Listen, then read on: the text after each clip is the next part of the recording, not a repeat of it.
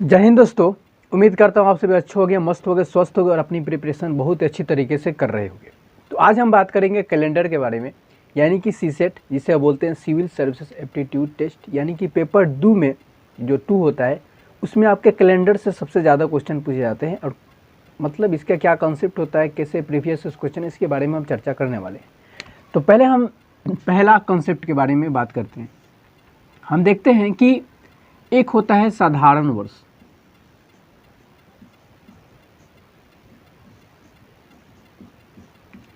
साधारण वर्ष में क्या होता है कि 365 दिन आपको दिखने को मिलेगा, 365 दिन। इसमें जो फरवरी होता है 28 महीने की होता है। फरवरी 28 दिन होता है। फरवरी में 28 महीने के नहीं, फरवरी 28 दिन का होता है। और जो दूसरा है, एक होता है लीप वर्ष, जिसे हम बोलते हैं अधिवर्ष। अधिवर्ष अधिवर्ष में क्या होता है कि 366 होता है और जो फरवरी होता है इसमें 29 दिन होता है। फरवरी में 29 दिन होता है, ध्यान से समझिएगा। फरवरी में 29 दिन कब होता है? जब अधिवर्ष होता है। जैसे कि 2024 है, 2024 आपका लीप ईयर है, क्योंकि 2024 से 4 से डिवाइड हो जाता है, शेषफल 0 बचता है। इसके बारे में हम बात करेंगे। तो जो साधारण वर्ष होता है उसमें 365 दिन होता है, और जो लीप वर्ष होता है यानी अधिवर्ष होता है वो 366 दिन का होता है।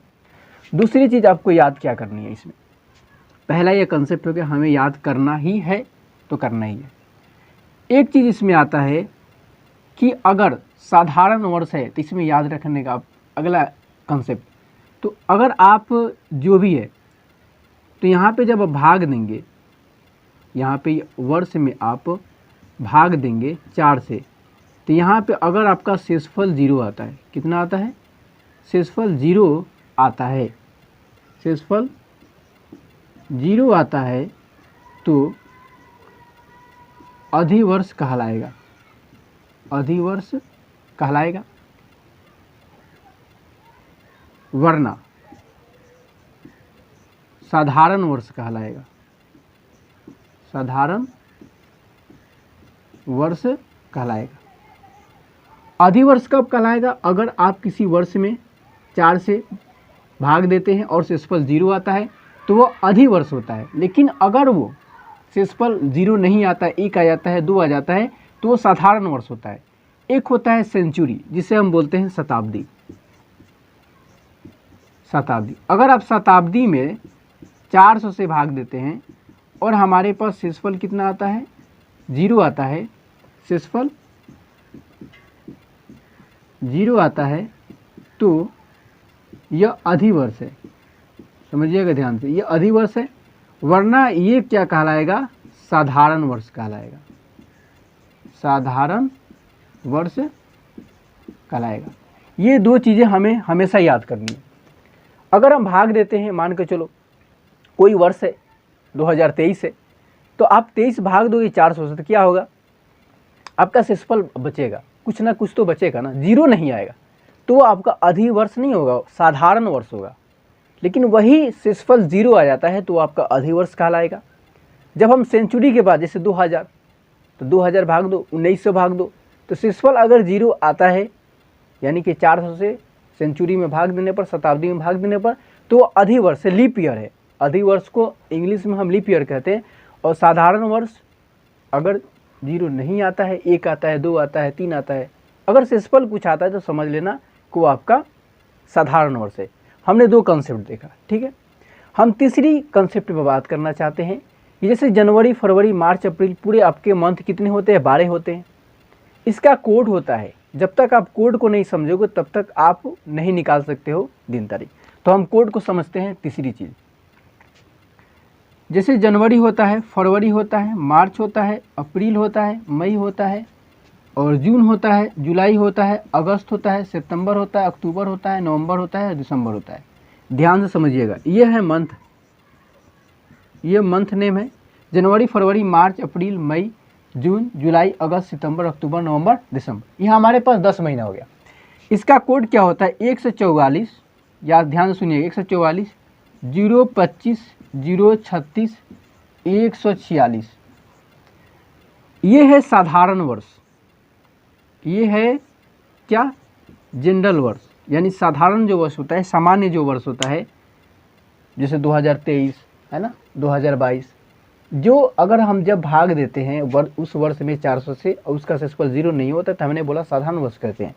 तो इसका कोड क्या होता है मंथ का, 144, 025, 036 और 146। फिर से आप याद करेंगे, 144, 025, 036, 146 यानी कि मंथ होता है। लेकिन वही जब लीप ईयर आता है तो इसमें क्या होता है, फरवरी आपका 29 का हो जाता है, होता है कि नहीं। तो जब 29 का फरवरी होगा तो यहाँ पे ये 3 हो जाएगा और यहाँ पे ये 0 हो जाएगा, और ज्यों का त्यों ये रहेगा। याद रखिएगा, इसको याद करने का बस यही है कि साधारण सामान्य वर्ष जो होगा या आपका ऐसे ही होगा, बस 144, 025, 036, 146 सबको याद रखना है। लेकिन जस ये अधिक वर्ष आएगा तो यहाँ पे जनवरी 0 हो जाएगा, फरवरी 3 हो जाएगा, उसके बाद टोटल के टोटल ऐसे रहेगा। अगर हमसे सवाल पूछ दे कभी, यूपीएससी कभी भी पूछ सकता है कि आप बताओ कि कौन साल का कौन कौन ऐसा महीना है जिसका जो पूरा का पूरा समान है, कौन कौन। तो ऐसे आप देखेंगे इसमें, जैसे अगर सामान्य वर्ष की बात की जाए तो 144, 025, 036, 146 है। तो एक देखिए जनवरी में है, एक आपके पास अक्टूबर के पास है, यानी अक्टूबर और जनवरी का जितना भी दिन होगा सेम सेम होगा। आप कैलेंडर उठाओ देख लो, मान के चलो यहाँ पे अप्रैल 0 है कोड इसका, जुलाई भी 0 है, तो जुलाई और अप्रैल का कैलेंडर सामान्य होगा, 100% सामान्य होगा, इसमें कोई डाउट नहीं है, आप उठाकर देख सकते हो। दूसरा नंबर, अगर लीप ईयर आता है, अगर लीप ईयर आता है, अधिवर्ष आता है, जैसे 2024 है, 2024 का आप कैलेंडर उठाओगे तो अप्रैल और जुलाई का पूरा दिन सब कुछ सेम देखने को मिलेगा। बट जब जनवरी को उठाओगे तो क्या होगा, गड़बड़ हो जाएगा, क्योंकि साधारण वर्ष के यानी कि तुलना में लीप ईयर थोड़ा सा गड़बड़ होगा। कैसे गड़बड़ होगा, अब जनवरी का अगर 1 लोगे, 1 अक्टूबर का लोगे तब तो नहीं मिलेगा, क्योंकि लीप ईयर में जनवरी का 0 हो जाता है, फरवरी का 3 हो जाता है। अब जनवरी का आपको 0 पर लेना पड़ेगा, यानी कि जनवरी और अप्रैल का महीना समान हो जाएगा। कब, इसमें 2024 जो आ रहा है इसमें जनवरी और इसी तरह आप देखेंगे, यानी कि जिसका कोड समान होगा समझो उसका महीना यानी उसमें दिन समान होगा। हमने ये कितनी बात की है, 3 कंसेप्ट के बारे में बात किया, और अगला हम बात करते हैं, ठीक है, ध्यान समझिएगा। अब एक होता है कि हम देखते हैं संडे, मंडे, ट्यूसडे, है ना, संडे, मंडे, ट्यूसडे, वेडनेसडे और Thursday, Sunday, Monday, Tuesday, Wednesday, Thursday, और हमारे पास आया फ्राइडे और एक आया सैटरडे। यानी कि इसको 1 करते हैं, ये 2 हो गया, ये 3 हो गया, ये 4 हो गया, ये 5 हो गया, ये 6 हो गया, ये 7 हो गया, 7 या 0। याद रखिएगा, Sunday, Monday, Tuesday, Wednesday, Thursday, Friday, Saturday, यानी कि संडे से काउंटिंग करते हैं, मंडे से नहीं करते हैं।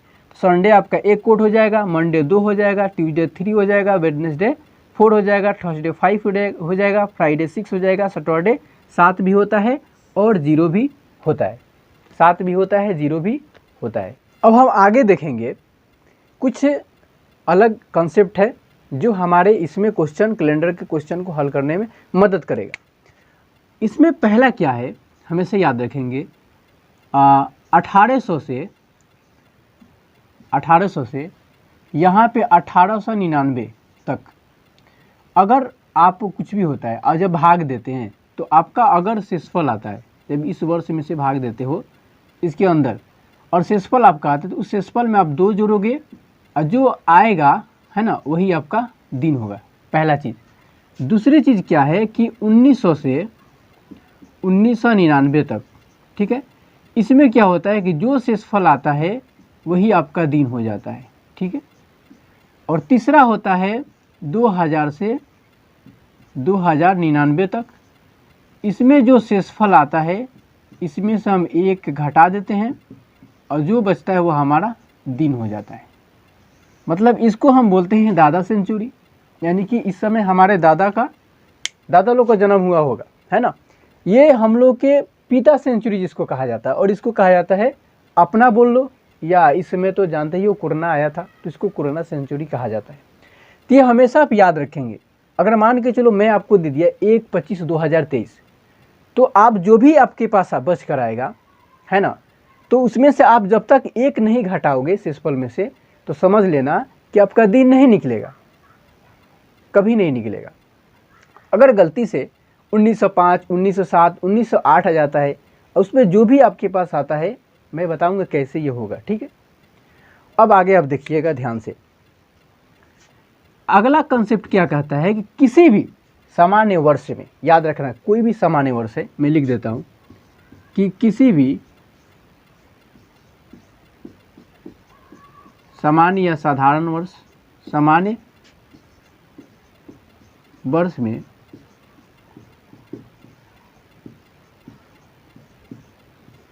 1 जनवरी को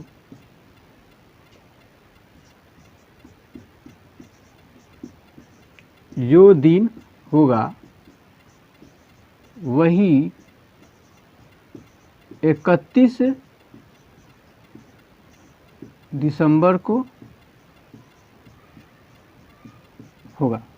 यानी कि जो भी जनरल ईयर होता है, सामान्य वर्ष या साधारण, जिसे सामान्य ही ज़्यादा कहा जाता है, तो इसमें आप देखोगे कि 1 जनवरी को जो दिन होगा, अगर संडे होगा तो 31 दिसंबर को संडे ही होगा। बट अब इसमें एक और क्या जाता है लोचा, कि जो लीप होता है यानी कि अधिवर्ष होता है, अधिवर्ष होता है, इसमें अगर 1 जनवरी को कुछ मान के चलो कि मंडे है ना, तो यहाँ पे आपका 31 दिसंबर होगा, इसमें मंडे नहीं होगा, यहाँ पे ट्यूसडे हो जाएगा। यानी कि एक दिन आपका बढ़ जाता है। हमेशा आप याद रखेंगे, क्वेश्चन बनाने में हर जगह ये आपके कैलेंडर में काम आएगा। अगर साधारण वर्ष होगा, सामान्य वर्ष होगा, है ना, तो हमेशा आप याद रखेंगे कि वो आपका 1 जनवरी होगा, जैसे कि 2023 था, तो 1 जनवरी जो होगा वह भी आपका 31 दिसंबर वही दिन होगा।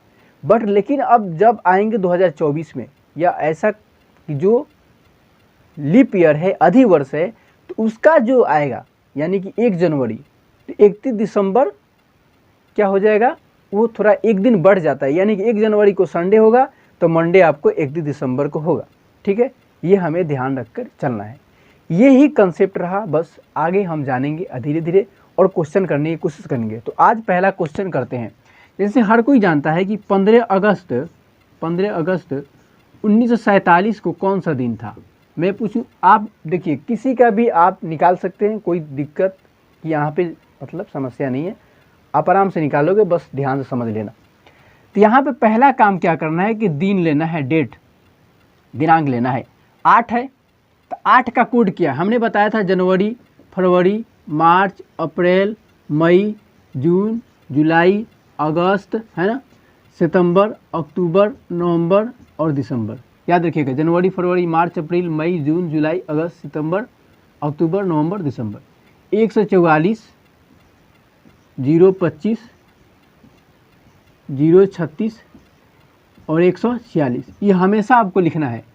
जितने बार लिखेंगे, ये रीजनिंग जो होता है, मैथ जो होता है, इसको जितने बार आप ये प्रैक्टिस से ही यादें होता है, ये हमेशा याद रखिएगा। प्रैक्टिस आप करोगे आपको ऑटोमेटिक याद हो जाएगा, इसको रटोगे भूल जाओगे। इसलिए हमेशा याद, फिर मैं बोलता हूँ कि 144, 025, 036, 146 ये आपका मंथ का कोड है। तो यहाँ पे 8 है, अगस्त है। अगस्त देखो कहाँ पे है आपका, अगस्त यहाँ पे है ना। तो इसका कोड कितना है, 3 है, 3 है ना, 3 लिख दो। 47 या लास्ट वाला दोनों का दोनों उतार दो और इसको भाग दो 4 से। जब 4 से आप भाग दोगे, यहाँ पे देख के देखो, 4 से भाग दो तो कितना होगा, 4 एकम 4, 7 बचेगा।